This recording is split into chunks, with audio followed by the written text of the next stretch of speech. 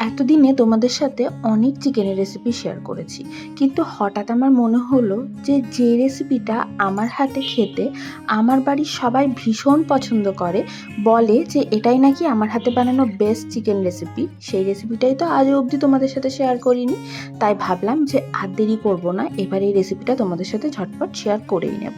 তাই চলে এসেছি, আজকে বানাচ্ছি গন্ধরাজ চিকেন। ভীষণ ভালো খেতে হয়, কখনো না বানিয়ে থাকলে অবশ্যই একবার ট্রাই করতে পারো।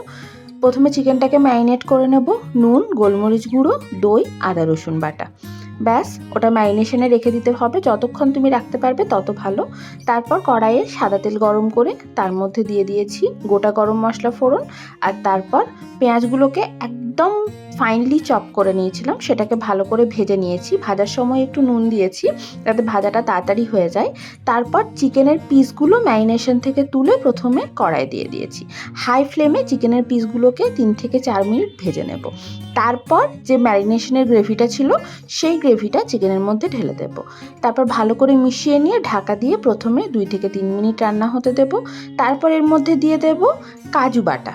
কাজুটাকে অল্প একটু দই দিয়ে বেটে নিয়েছি, মিক্সির বাটিটা ধুয়ে একটু জলও দিলাম। এটাকেও ভালো করে মিশিয়ে এরপর ঢাকা দিয়ে আরও মোটামুটি খানিকক্ষণ এটাকে রান্না হতে দেব, ওই ধরো 4 থেকে 5 মিনিট। তারপর ঢাকনা খুলে মশলা দেব, খুব যৎসামান্য মশলা লাগে, শুধুমাত্র জিরে গুঁড়ো আর গরম মশলা গুঁড়ো, আর কিচ্ছু না। আর সাথে একটু চিনি দিয়েছি স্বাদটাকে একটু ব্যালেন্স করার জন্য। মিশিয়ে ঢাকা দিয়ে আবার ভালো করে রান্না করব যতক্ষণ না চিকেনটা পুরোপুরি সেদ্ধ হচ্ছে।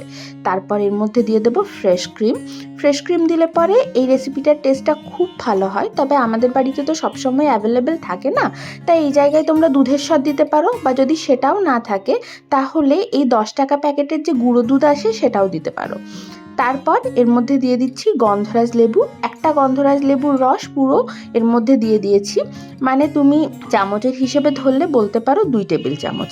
আর তারপর দিয়ে দিয়েছি গন্ধরাজ লেবুর পাতা, মাঝখান থেকে শীটটাকে ছিঁড়ে এরকমভাবে মোটামুটি 3-4টে পাতা দিয়েছি, আর কয়েকটা গোটা কাঁচা লঙ্কা দিয়ে ভালো করে নেড়েচেড়ে মিশিয়ে গ্যাস অফ করে ঢাকা দিয়ে একটু স্ট্যান্ডিং টাইমে রেখে দিতে হবে।